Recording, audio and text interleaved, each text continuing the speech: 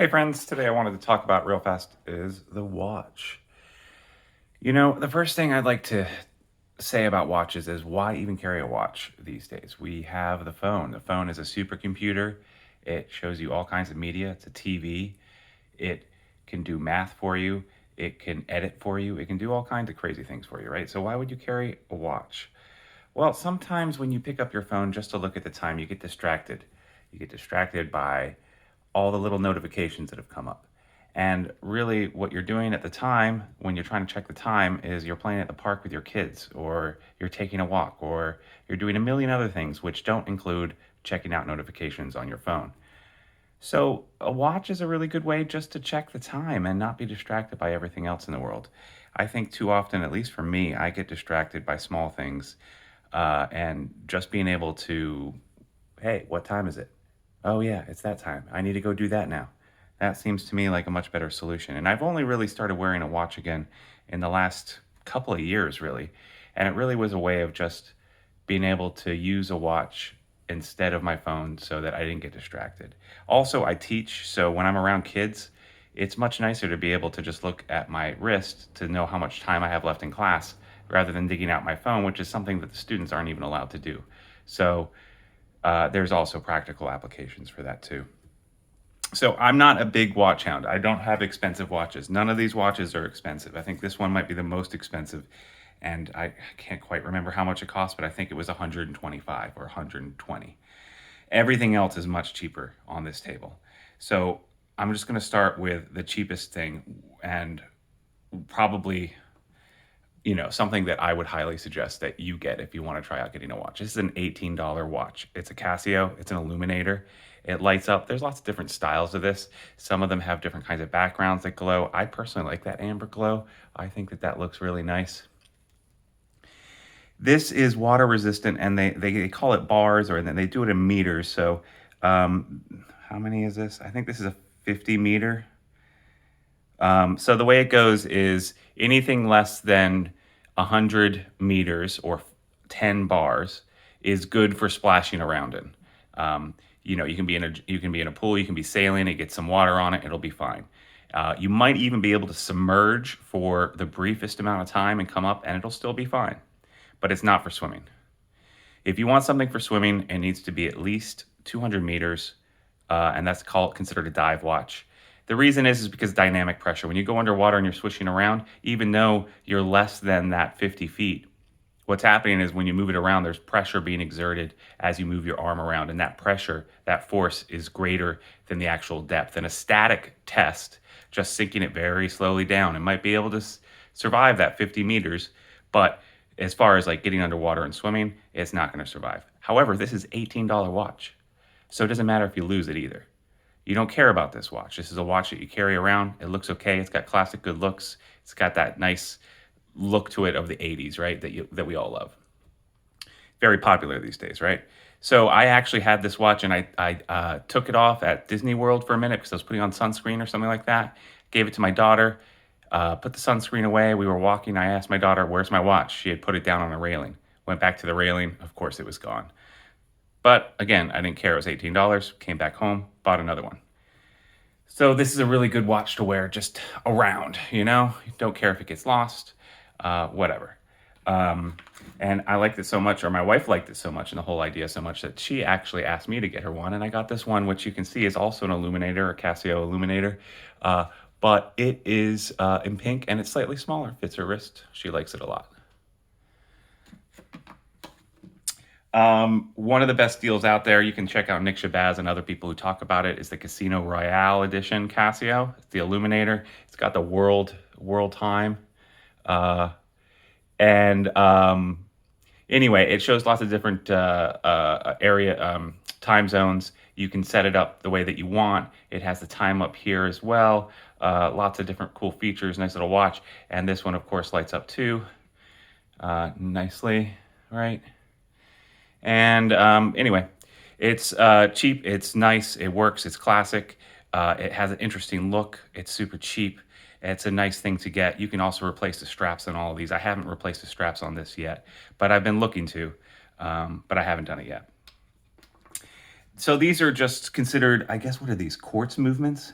basically they run, or no, they run on battery. So these are battery movements, right? The movement is how the watch actually operates. One of the very first watches that I got that I actually cared about was a Seiko 5 automatic. What that means is that it self winds as you walk. As you walk, there's a little disc in there that rolls around and winds up the main spring. That winds up, and then time is taken. So this isn't.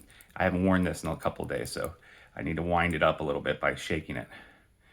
So now you'll see that the second hand is moving, right? So that's a really cool little feature. They're not very accurate. They're accurate like maybe like 2 to 3 minutes a day you'll lose or you'll gain depending. I've also noticed with this kind of movement that if it's upside down or sideways, it loses time a lot faster. And when it's upright, it gains time. I actually have a watch kit, so I've played with turning up the seconds. You can actually dial in how fast the movement uses its wind. So I've done that to suit myself. I like this. It's a classic look. Anyway, this is the green one. They have a lot of different other colors. It's a cool little watch. It's pretty cheap. It's an entry level into automatics. I've been looking at other automatics and thinking, ooh, I'd really like to buy something that has a nicer movement. It's more accurate, stays wound longer. I just haven't pulled the trigger. I mean, it's $300 for something like an AVI8, which I suggest you look at too if you want to get something a little bit nicer but still cheap. And not, of course, you're saying $300, that's cheap. Yeah, it's cheap. I mean, watches, you're thinking about Formex or something like a nice dive watch. We're talking thousands and thousands, $5, $10, $20,000. It's not hard to do that. This, however, is less than 100. This is my most expensive watch, and I got it because it's solar powered. And I just like that. It's solar powered. What is this? Is this 10 bars? I think this is 100 meters. So, it's good for splashing around. Am I right about that? Yeah, 10 bars.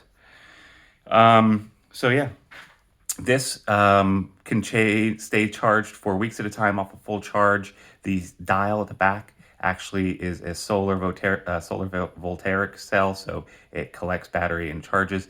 Some of the more expensive versions of this, you can actually see how charged up the battery is. There's other different versions of this. This is another Casio. I tend to stick to Casio, Seiko, and Timex, which are all classic brands and are cheaper on the cheap side. So, this is good. It's got the date, the time. It's classic. I use this as my little bit of a dress-up watch when I'm going out on town or going out to dinner. And then I have this Timex. I don't really use this one anymore. I have changed the bands on it. But this is called an I'm going to mess it up. Acrochromatic. It's an Expedition Timex. It keeps the time for you, and it's basically like a fancy stopwatch as well. I like it for anything that I'm doing as far as if I'm sailing and I need to figure out the times between stops, or if I'm timing my students when they're doing an obstacle course or something like that. It's just, it's a cool little feature. Now, of course, both of these watches over here also have stopwatches, so I can always use that. And finally, newest acquisition. This is a Blackout G-Shock. G-Shock is very famous in the watch world. A lot of people have a G-Shock, also very cheap in general. This one cost me $80. It's the Blackout version. And you can see it's totally blacked out, right?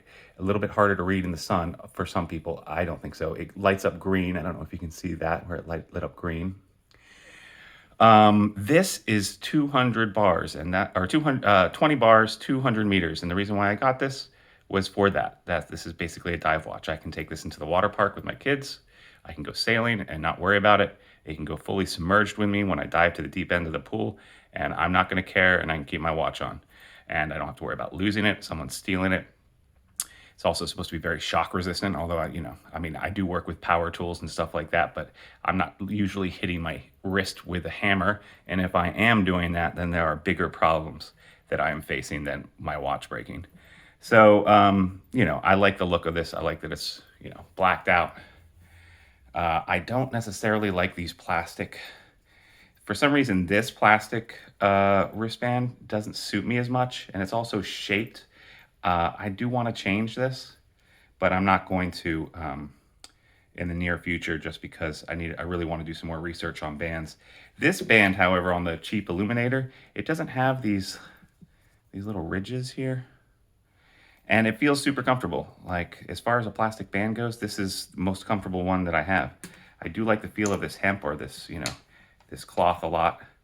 And the Illuminator, the Casino Royale band, the plastic on this doesn't bother me so much. For some reason, the one on this G-Shock does. I don't think all G-Shocks have this kind of band, and I plan on changing it. That's something that's easy and cheap to do. And when I say uncomfortable, I mean, I wear this all day long, and it doesn't really bother me. I just noticed that maybe it could be a little bit better. So that's my thoughts on some cheap watches that I have. I don't think I'm gonna, everyone always says don't get into watches, and I agree. Don't buy a $6,000 Formex dive watch, but maybe a $20 Casio, so you don't have to look at your phone all the time. That might be okay. So, what do you guys think? Do you carry a watch? Is it part of your EDC? Let me know. Thanks for joining me. And if you like this, please give me a like and subscribe if you want to. Thanks so much. Have a good day.